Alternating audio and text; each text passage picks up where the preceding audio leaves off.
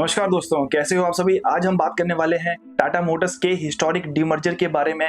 ये इंडिया की auto industry का एक बहुत बड़ा मोमेंट था और इस वीडियो में हम इस डीमर्जर को डीपली समझेंगे, एकदम सिंपल शब्दों में।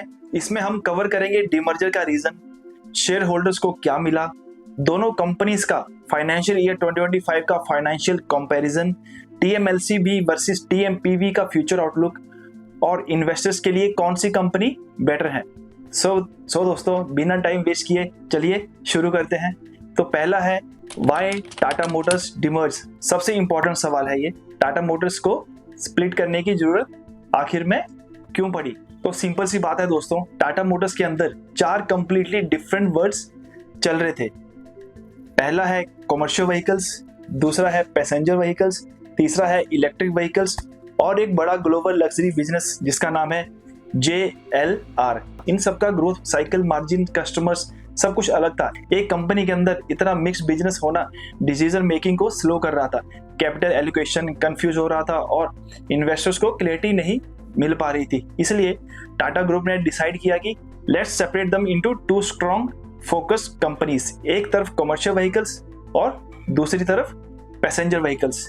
इससे हर बिजनेस अपना रोड मैप फॉलो करेगा और शेयर होल्डर्स को वैल्यू क्लियरली अनलॉक होगी। डीमर्जर ऑफिशियली इफेक्टिव हुआ 1 अक्टूबर 2025 से। शेयर होल्डर को इससे क्या मिला, अगर आपके पास 100 टाटा मोटर्स के शेयर थे तो आपको मिले 100 शेयर टीएमपीवी के, 100 शेयर टीएमएलसीवी के। यानी कि अगर आप रेशियो में कन्वर्ट करोगे तो 1:1 रेशियो होता है इसका, मतलब वैल्यू सेम। लेकिन अब आपके पास 2 फोकस कंपनीज हैं। लिस्टिंग डेट्स है इनकी, टीएमपीवी ने ट्रेडिंग स्टार्ट किया 14 अक्टूबर 2025 को और टीएमएलसीवी ने जस्ट अभी रिसेंटली ही लिस्टेड हुआ है 12 नवंबर को। कंबाइंड मार्केट कैप लिस्टिंग के टाइम अप्रोक्स 2.7 लाख करोड़ तक पहुंच गया। इसका मतलब है मार्केट का सेंटिमेंट एकदम पॉजिटिव था। चलो भी दोनों कंपनीज के बारे में बात कर लेते हैं। तो पहली है TMLCV, Tata motors commercial vehicles limited. इसके अंदर आता है trucks, buses, heavy vehicles, constructions vehicles और इंडिया का पूरा कमर्शियल ट्रांसपोर्टेशन का बैकबोन है ये कंपनी। टाटा मोटर्स का मार्केट शेयर यहाँ 37% से ऊपर है, मतलब आउट ऑफ 100 ट्रक्स 37 टाटा के ही होते हैं। ये बिजनेस स्टेबल और प्रिडिक्टेबल है। दूसरी है TMPV, Tata motors passenger vehicles limited. ये 3 सेगमेंट्स कवर करता है। इंडिया का पैसेंजर व्हीकल बिजनेस, दूसरा है टाटा का ईवी बिजनेस और सबसे बड़ा Jaguar and Land Rover. TMPV basically एक ग्रोथ इंजन है। Electric vehicles, luxury vehicles, global presence, high margin products, ये सब इस कंपनी के अंडर आते हैं। तो अगर फाइनेंशियल ईयर 2025 की बात करें तो चलिए अब नंबर को थोड़ा समझते हैं इनके। ये पार्ट को पूरा एकदम ध्यान से सुनना आप, ये बहुत इंपॉर्टेंट पार्ट है। तो अगर इनके रेवेन्यू को कंपैरिजन करें तो टीएमएलसीवी का रेवेन्यू है फाइनेंशियल ईयर 25 में 75,000 करोड़। स्टेबल ग्रोथ है, स्ट्रॉन्ग डिमांड है और इंडिया का इंफ्रास्ट्रक्चर तो बूम हो ही रहा है और उसकी वजह से इसको भी बहुत ज्यादा पुश मिलता है। टीएमपीवी का रेवेन्यू की बात करें फाइनेंशियल 25 में इसका रेवेन्यू था 3.14 लाख करोड़। इसमें से 87% रेवेन्यू जेएलआर का है, यानी टीएमपीवी का रियल पावर हाउस जेएलआर ही है। जेएलआर का रेवेन्यू फाइनेंशियल ईयर 23 में 2.23 लाख करोड़ था और फाइनेंशियल ईयर 25 में 3.14 लाख करोड़ हो गया था। इसका मतलब कि मैसिव ग्लोबल जंप मिला है। इबिटा और प्रॉफिट के बारे में बात करें तो टीएमएलसीवी का इबिटा 8,839 करोड़, मार्जिन इसका 11.7% और नेट प्रॉफिट है 6,132 करोड़ का। कमर्शियल व्हीकल इंडस्ट्री में डबल डिजिट मार्जिन एक्सीलेंट माना जाता है और टाटा ने अच्छा ऑपरेटिंग डिसिप्लिन मेंटेन किया हुआ है। अब टीएमपीवी की बात करें तो इसमें जेएलआर का इबिटा है 44,963 करोड़, मार्जिन है 14.2% और नेट प्रॉफिट है 19,000 करोड़ का। आप सोचिए 2 साल पहले जेएलआर लॉस में था और फाइनेंशियल 25 में 19,000 करोड़ से ज्यादा profit. This is a real turn around story.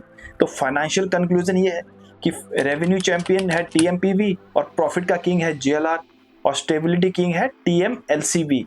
Future growth के बारे में बात करें तो टीएमएलसीवी का फ्यूचर कमर्शियल व्हीकल इंडिया की इकोनॉमिक हेल्थ को रिफ्लेक्ट करता है। रोड इंफ्रा, लॉजिस्टिक्स, मैन्युफैक्चरिंग सब ग्रो कर रहा है। प्लस टीएमएलसीवी एक बड़ा ग्लोबल स्टेप भी लेने जा रहा है। IVECO, इसका नाम तो आपने सुना ही होगा, इवेको ग्रुप का। सोशल मीडिया पे बहुत ज्यादा इसकी पोस्ट वायरल चली थी, तो इसको भी कंपनी ने 3.8 बिलियन दे के एक्वायर कर लिया है।